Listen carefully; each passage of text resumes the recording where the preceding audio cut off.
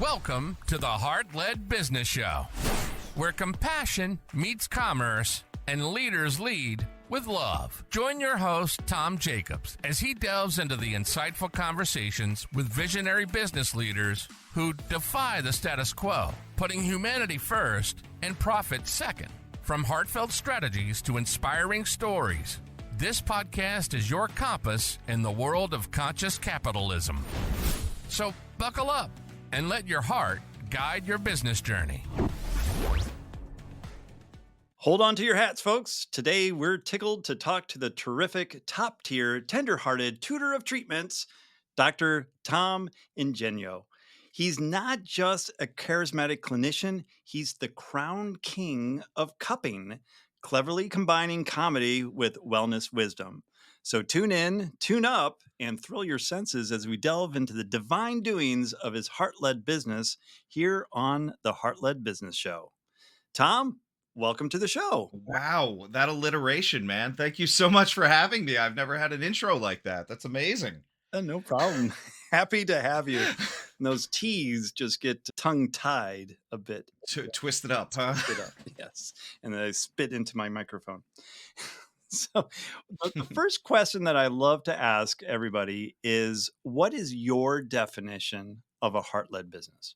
I think a heart-led business is anything that has a bigger picture than just a bottom line, right? It's something that helps you get up in the morning. It's something that motivates you to do better and better, and one that's really of service to others, right? So that can be anything, right? It could be healthcare. It could be even selling a product. I know that sounds like cliche, but the idea of like, if I'm doing something to actually improve somebody's life and I really care about that, that's a heart-led business. Awesome. That's sweet. That's a really good, unique definition. I appreciate that. Thank you. So what inspired you to start your heart-led business? I think, and every time I tell this story, I have like another little connection to something that happened when I was younger. But really, I always wanted to help people. In my case, it was like the family discussion was, you're going to be a doctor, right? MD. And throughout my formative years, those teen years, my grandfather was a pharmacist, and I would go into the pharmacy to help him. And one day he was counting out pills, and he was counting out pills for a migrant worker that like got cash at the end of the day, right? And this is back in the early 90s. And he goes, this guy's got to take 3 of these a day for the rest of his life. They're $5 a piece. Oh. And at that time, this guy might have been getting 50, $60 at the end of a day. And he goes, he's got to feed his family. And he looked at me and he said, there's got to be a better way. And I'm hoping you find it. Right. And that kind of got stuck in the back of my head. I blacked that out. Right. He died a year or two later, and the trauma of that kind of suppressed some of those memories. And I was in college as a pre-med, as most aspiring doctors are. And through a series of events that I can only describe as either divine intervention or serendipitous or however you want to say it, I ended up back home at another college with like shooting to go the DO route. Oh, you're still a doctor. It's just a different title. And I got a postcard in the mail for an acupuncture school in the intercession of my junior year. And it was for an open house. And I went to the open house, and I was filling out the paperwork by the time I got home. 2 weeks later, I was enrolled. And because I had so many credits beforehand, I actually got into the master's program already, right? They were going to give you a bachelor's alongside of it. So I skipped my senior year and just kept on going. Wow. So what degree was that ultimately? So the bachelor's is professional health science. The previous terminal level was a master's of science in Oriental medicine. We shy away from that word Oriental now. We're calling it East Asian medicine for several reasons. It's more encompassing and less possibly racially fueled. And then we were told during the time that the program was written at a doctorate level, and eventually when they got the accreditation, they would grandfather us in. But as most colleges see everything as dollar signs, the doctorate program, when it was made available, was like, you can come back. And it was funny because I did the doctorate after being out for, I think, 18 years in practice. And the only reason I did it was because traditionally my program had started as like a second career for people. So I was in school in my 20s, and the average age of an acupuncture student was 35 at the program I was at. Wow. So when I went back for the doctorate, I'm like, well, I don't really need it. I have an established practice. I was already in the clinic I'm in now. And at the same time, I said, look, I'm too young. If somebody else has a doctorate and they're my age, and you're just looking at the title, they won't see my years and years experience. So I went back and I did the doctorate, and the doctorate was only an additional year. Oh, But it bridged some gaps for me. The main concentration in that was to like literally bridge the gap between Eastern and Western. So we looked at a lot of clinical research, we looked at a lot of peer-reviewed studies. How do I articulate this better to physicians and people in the Western world that don't want to sit there and hear about chi and channels and meridians, and do that in a way that it doesn't cheapen the medicine that I hold so dear? So in that regard, it was definitely worth it. Chi and channels and meridians. It also made me write a CV, which I never had. You look back and you go, you're self-employed, right? You're just grinding. And then you're like, oh crap, I did all this stuff. Oh my God, it's 20 something pages. You're going, oh, it's never enough, right? We're wired like that. Self-employed people are so driven that it's like, all right, that's great. Okay. Yeah, put it over there. I got to keep moving. Like, it's so funny. so you got a lot. Maybe the doctorate was just to call yourself a doctor, but yeah, a couple little bells and whistles. Yeah, nice. Yeah, I think I had to create a CV for my visa application here in Taiwan. Mhm. I was like, "What? Remind me what a CV is." So, yeah, I was like, never like in 20 years haven't done a Yeah. resume or whatever. That's crazy. Yeah. I think my resume is still the one I used to get into the acupuncture program. Like I never updated that. And then I applied we're right near Johns Hopkins. I'm in Mhm. Baltimore, Maryland. And a woman had me come in to she was a psychologist. She had me talk to like all these mental health students, and this merger between like the mental and the physical that exists in East Asian medicine so well. Mhm. And at the end, she goes, "Look, I want to pitch you to teach an elective here." And she goes, "Send me your CV." And I'm like, "Oh, I don't have one of those." And I, I updated a resume, and then I saw like in her email signature, she had a link to her CV, and I'm like, oh my God. It was 15 pages long. It was filled with like research articles. And I went, oh, I'm not playing the same game you are. Like, I didn't know. But then the doctorate made me sit down and literally write everything that I've ever done in this field. Wow. And that was an exercise that surprisingly, even alongside other like research projects, I think that one was more tedious. Going back and going, oh, I was on that show, and I wrote that thing for this. And oh, is that website still even existing? But what a great exercise just to recap what your career had been up to that point. Yeah. In having your heart-led business and in being in practice for as long as you have, had to have been times that were a bit tough in terms of making the Oh choice yeah. between profit and being a heart-led business. And how did you Yeah. navigate that? I hate to say this, but I've been practicing 23 years. It's still a decision I have to deal with on the regular. I mean, it's the profit margins for us, we're insurance based for acupuncture. The margins aren't big. I pay my staff well. They deserve it. I think the thing that keeps me choosing to go in the direction I'm going in rather than closing up shop and figuring out a way to cash in, if you will, is the people that are coming in, Mm. the team that's developed. I just finished about a year ago, I finished a Goldman Sachs small business training, right? And we cover every aspect of business. It was absolutely amazing. I recommend it to any self-employed or business owner. And we got to the part on the team, on the group, right? And all these people are going, oh, do you know how hard it is to find somebody? And literally 90% of my staff has showed up at my door. Wow. Like, right? Hey, I see what you're doing. I've heard about you. And like those things, when they show up and they're like, we have an intern now. I didn't ask for an intern. She showed up one day and said, can I just follow you around?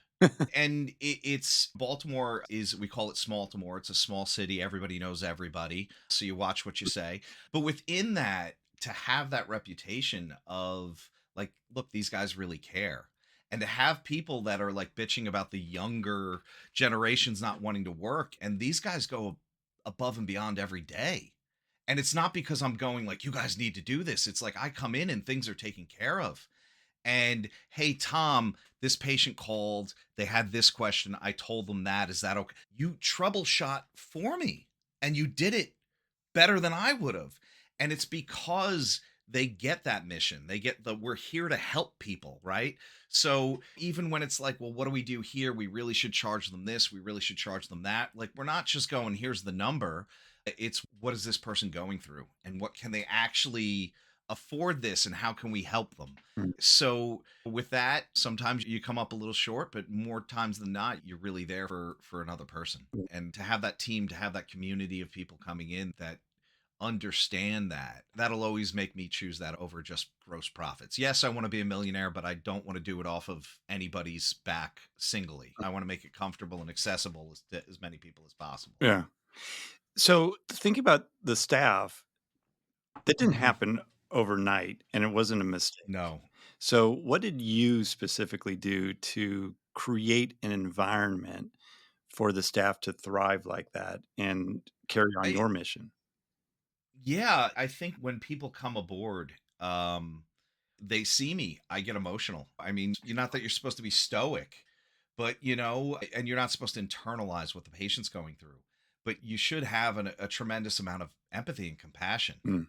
Right. So look, I'm a jackass. I curse in the clinic all the time. I'm loud. I'm not the typical acupuncturist. I'm not that stereotypical quiet little thing that kind of creeps in, puts some needles in, goes out. I tell jokes. I say things I probably shouldn't say in the clinic, but it's all coming from a place of how can I help? How can I improve my craft? And when we found our first kind of crew, that shifted, right? Like, it wasn't always like that. But then people who were coming into my clinic as patients were like, look, are you looking for help? And we started hiring people based on that. Like, oh, I've got a cousin, or hey, my spouse is looking for some work. And then eventually I remember, oh God, Ashley. Ashley was my office manager and she came in. I hired her like immediately before we closed for COVID. Oh, wow. And I was like, look, we're not starting. Why? There's an order for us to shelter in place, basically. So we were in communication with her and one of my now associates who was an acupuncture student, Corey. And the two of them just hung out, waited for us to open back up, and we're ready to go. And that was, with all the horrible stuff that happened with COVID, that was a do-over for me. It was this kind of time where I could go, look, I think we did this well. Here's what I don't think we did well. And we started training off of that. Like, here's the things I want to see in this clinic. And when Ashley graduated, she got a job, and it's like a perfect job for her, right? I mean, she's just such an amazing, vibrant person that while I was sad to see her leave, I was like a proud dad. It's like, oh my God, you're doing the thing, right? She's now in a heart-led position, right? And here I am going, oh my God, I'm losing my right-hand man. But at the same time, she goes, don't worry, I found two people. She brought in two front desk people, and I'm like, I didn't even meet them. And then I met them, and I went, oh my, yeah, no, they're perfect. They're perfect. And same thing. They just love what they do. I had friends over and we did a little thing at my office, and one of them said, you want me to hang out and help you so you can just converse with them rather than run people through these machines? And I go, yeah, totally. And they kept going, no, what's he really like as a boss? And she goes, no, you don't understand. This is the best job I've ever had.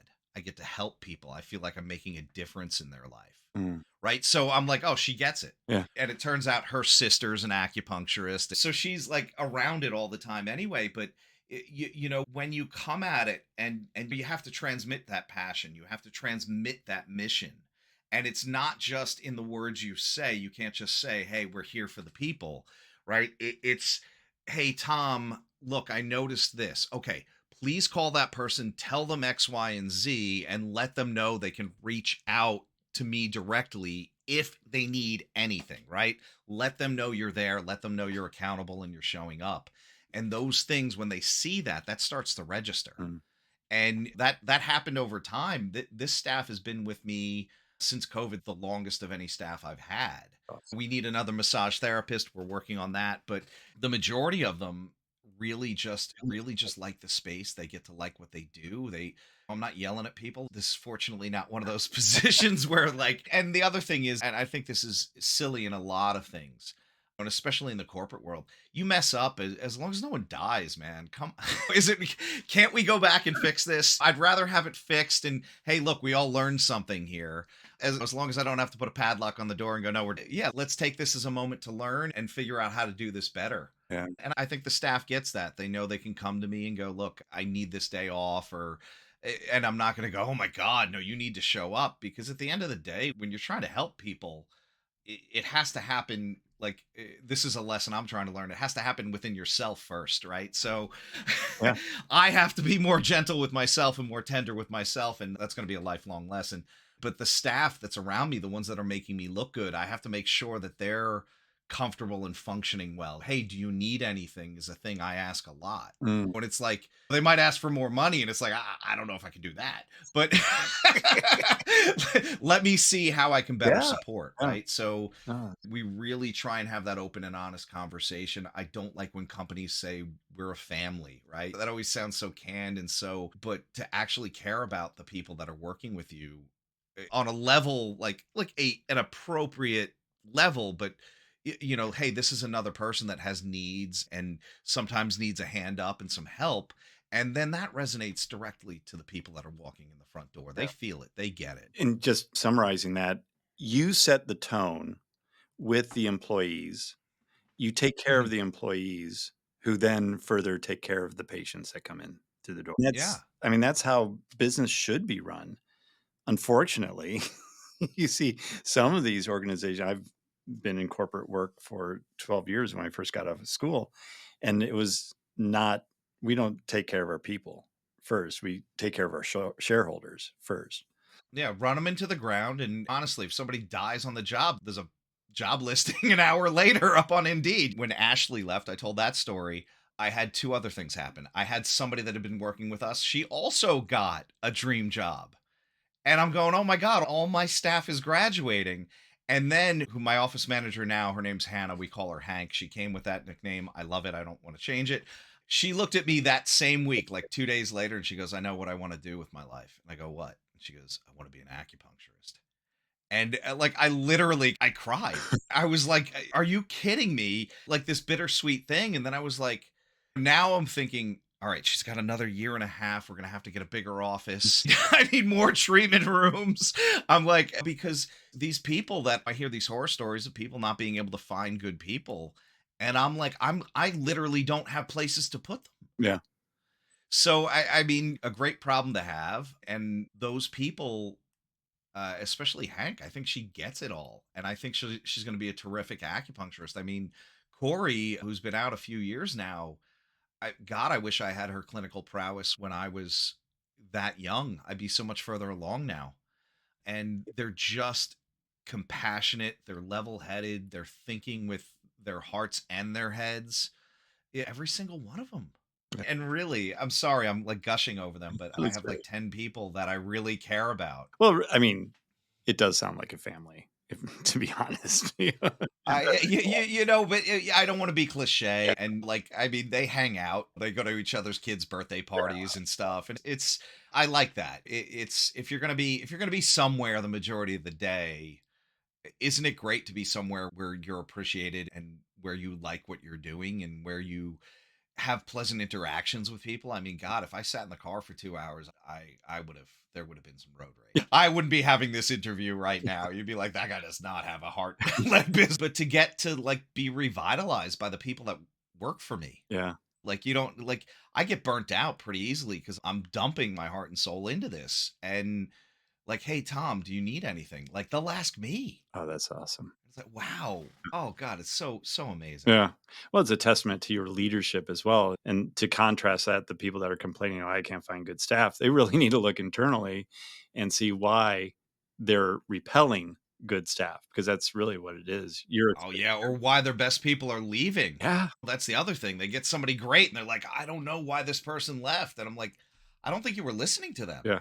They probably gave you signals all the way along, and you're like, they didn't like the 60-hour work week. Or the toxic work environment. Well, and I used to say things like, I'm not gonna ask you to do anything I wouldn't do myself. Yeah. So sometimes that's me scrubbing a toilet. But once again, lead by example. And then I come in and things are clean and things are put away and things that like, did you reorganize this? Mm. Yeah. Oh, I didn't ask you to do that. Yeah, but I I figured needed I'd clean it up for you. Yeah, no, that's great. So, how do you balance then leading with the heart, taking care of your staff, and also making a profit?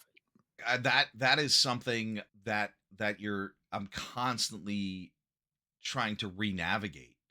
So there's times when we have cash and I don't have time, and there's times where I don't have cash and I have plenty of time. And with that, what I'm trying to do is I took COVID as this opportunity to see where gaps were, right? Like even a full clinic, what does that look like? What kind of profit margin would that be a full clinic? And then not only that, how do I have the biggest impact on people that can't get to my clinic? Mm. So I'm doing podcasts like this one. Why? To share the message of natural health.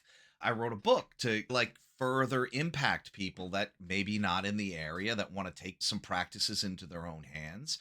I'm looking to lecture one because that'll feed back to the brick and mortar for people that are in Baltimore and in town. Two, it'll establish credibility. We talk about that a lot, right? Why'd you write the book? Oh, it's not going to be a New York Times bestseller. Hopefully I sell 100 of them. Yeah, but the idea is we've already sold over 100. I'm very happy about that. That's awesome. But with that, how do I have that impact on a bigger scale? So I think for me, it's the scalability thing. Mm. That's how I'm going to get into that profit area that I want. So once again, could I bleed 100 patients as much as possible? Yeah, I probably could and do okay. Or can I get to 1,000 people, 100,000 people, Mm. and just say, hey, look, here's a little bit of my knowledge for a little cost. Is that worth it to you? Right. And be able to share. And then to the point in your book, follow up. Yeah. Well, what else can I do for you? How can I better serve you? How can I get to the root of your problems? And I'm enjoying these conversations that I'm having with podcasts. We have our own podcast. And I'm going to say this because I just found this out yesterday. We were nominated for Best Acupuncturist in Baltimore by the Baltimore Sun. Awesome. And then, unbeknownst to me, my podcast, Irreverent Health, was nominated for Best Podcast. Oh. And I'm like, which one of you bastards did that? There's like 10 listeners. Which one of you nominated us? But I think it's the testament that like people are getting that mission. So yeah, am I worried about finances? Yeah, because I have to keep the doors open. I have to keep my family in clothes and food and in a shelter. But within that, I think the further I go down this, that scalability is there. And it's not a heavy lift because I'm not burdening somebody. Like, look, if I had an amazing product that cost a significant amount of money, yeah, I'd be selling that. But what I have costs what it costs. And how can I deliver that the best way possible so more people want it is what I'm trying to do. Okay. No, that totally makes sense and falls in line with the whole think about the people first and the value that you're providing to Mhm. them, and then the profit will happen as long as you're not selling something for less than it costs to make. No, Never we are definitely not. Fair market value, right? They'll say, what does the market bear? And I think we're right there. I think the quality and level is at the high end of what we do because we're dealing with insurance. Yeah. We're a little restricted in that, right? I can't be like, I'll write $10,000 down on the bill. They'll go, hey, we'll give you $80. Yeah. Take it or leave it. No, you signed a contract, man. But when you have people that get that you're driven to actually improving their lives, they check in a lot more, Mhm. right? We have a membership model for some of the services that are not practitioner driven, Huh. right? And COVID made that shift. Oh, I got to take care of my health. I have to invest. Let me pay this little bit, come in, check in with the crew that's there. They know what I'm going through. They know my family. They know what I did over the weekend. And I get to hang out. I get to talk to people and have it be a real community, right? One of the greatest things, and we're talking about the business side of this. Mm. There's a story, and I don't know when it happened historically, right? I'm not a historian, but like the village healer, the acupuncturist, the doctor, whatever you want to call them at that time in China, everybody gave the guy a little bit of money so long as you were healthy. If you got sick, you didn't pay. So not only is it in the practitioner's best I love interest that. to go like, do you need anything? Are you feeling okay? You sleeping? Did you get something to eat? Making sure that you're feeling optimal. So that's like, I can't just be like, all right, everybody give me $20 Well, and stop if you feel sick. yeah, but it incentivizes the practitioner to make sure everybody's healthy and not sick. I mean, that Mhm. would be an interesting insurance model that the practitioner only gets paid for the patients that don't come in. Yeah. Yeah, Yeah, and we're 5,000 starting to patients. see this. What do they call it? They call it outcome based payment, right? Mm, And it's a weird model. They're starting to see it on a bigger scale because services like ours, where it's like a therapy, and we don't exactly know how many treatments you're going to need. It's a little bit trickier, but the membership model for these services that are unassisted, that don't need a clinician for, why not look at that like that? yeah, Why? Because it should be more like a gym. Why? Because you're not going to go to the gym once and now all of a sudden your cardiovascular health and your muscle testing and your bone density is going to be where you want it to be. if only. But that is a commitment. And look, we're doing really well with the membership model. Our clinic, the practitioner part, is they're busy, Yeah. and you get more skill by practicing. So we're increasing our value to our patients, and we're to the community as a whole. And I was at an event, and the governor, and this blew me away. Wow, I sound like I'm bragging now. That's But the governor came up to me at this event, right? And I'm not one of these guys that's going to throw myself in front and like, let's take a photo and here's my card. And he goes, hey man, I heard about your spot from at least 6 different people. Now, it's one thing for a politician to say like, "Oh, I love that," or "I heard you're good," or but like that's no. Then I'm literally going through my phone going, "All right, ooh. which one knows the governor? Who was Stunning. it?" But no, really, he's in Annapolis, he's not in Baltimore, and he heard of us. Wow. And that is that community building, that is that reputation, that's taking care of people that eventually pays out, right? That's good to be recognized as well. That's great Yeah. for what you do. And I talking about back to the membership model and then the practitioners being very busy. Mhm. Do you feel like the membership model is feeding the practitioners because you're getting the people acclimated to coming in more often? It goes in both Mm. directions, right? So my mentor he had a teacher in Japan who was blind. His name was Goto Sensei. And now watch it, that's not the blind one, and I messed that story up. But he would say that he doesn't give advice because it wastes his breath and hurts the patient's ears. So my teacher said, I heard you just have a conversation about what a guy should be eating. And he goes, no, he asked, right? So the driving force was this person was ready Mm. to accept that information. So we have a bunch of services.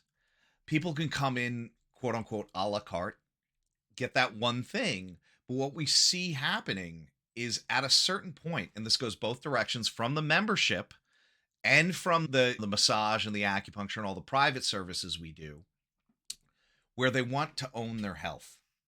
And they go, what else do you do here that you think would be appropriate? Right. And then we get this time to educate and say, what do you think of this? Right. And that's where we see the crossover, and it goes in both directions. Maybe they're just coming in for like the cold plunge and they go, oh, you got a sauna too? Mm. Oh, let me do the cold plunge and then the sauna. And hey, you know what? I was at the gym this weekend. This happened. What do you got? Okay, well, maybe you need acupuncture this week, or let's try some cupping. Right. So it's not about being all things to all people. It's just understanding what works and plays well together, and then how to distribute that when it's appropriate to the person that needs it at that time. Yeah, And I think, yeah, we get a lot of crossover in both directions there. that's nice. That's good. Smart.